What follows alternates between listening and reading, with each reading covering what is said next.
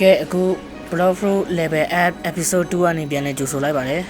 ကျွန်တော်နောက်တစ်ကောင်ဖြစ်တဲ့ Micro ကိုတက်ဖို့အတွက်ကျွန်တော်အခု923ရှိပါပြီကဲဘယ်လောက်မှမလိုတော့ပါဘူးကဲစားရအောင်ဟေ့ကျွန်တော် Blood Fruit Level ပြဖို့အတွက်အလောက်မလိုတော့ပါဘူးကဲစားရအောင်ဗျာLlevo na capa, yo limata minha para. Ela vira mortal, llevo na capa, yo limata minha para. Ela vira mortal, ela vira mortal, ela vira mortal, vira mortal. Ela vira mortal, llevo na capa, yo limata minha para. Ela vira mortal, llevo na capa, yo limata minha para. Limata minha para, limata minha para, limata minha para, limata minha para. Aqui no pega, suja pra caralho. Pra lá de dentro, ela que joga do rato, ela que joga do ကဲခါရဆိုရင် Micro ကိုတက်လို့ရပါပြီဟာဘာလို့လဲမိုးတောင်လေးတော့ကဲ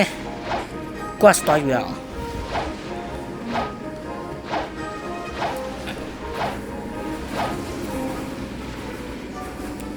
ကဲ area 1ရေငါ radar ပဲတက်လို့ရသေးရမလားထင်းနေတဲ့အတိုင်းပဲ Let's go hey yo Putaria do DJ Raul Puig, o moleque ele é muito foda. Tralalero, tralala.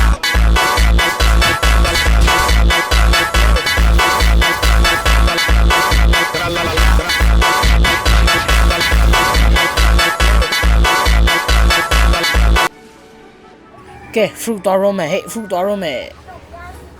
394,4390တဲ့ဟဲ့ fruit တော်ရောမယ် let's go ဟာဟုတ်လိုက်လားဟာရောင်တွေ့လားငါစောင်းရုပ်ချောရနော်ဟဲ့ဟဲ့နေငါစောင်းရုပ်ချောရနော်မင်းအော်အေးအဲ့ဒါငါမှမဟုတ်တာဒီချောတော့လေထိတ်ရမယ့်နီလမ်းမှာလုံးဝမထိတ်လိုက်ရပါဘူးဘာလို့ fruit ကောင်းစားလေးမရှိပါဘူးကောင်းတဲ့ fruit ကလည်းစားထားလိုက်ပြီအဲ့လာရောက် grapefruit နဲ့ထိတ်မယ်ဟာဘာဖြစ်တာတော့ဟာ trade လို့မရဘူး grapefruit နဲ့ကျန်တဲ့အနေရော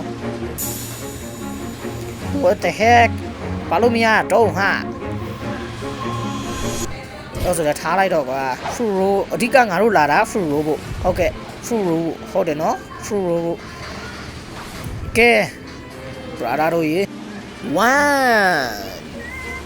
2 3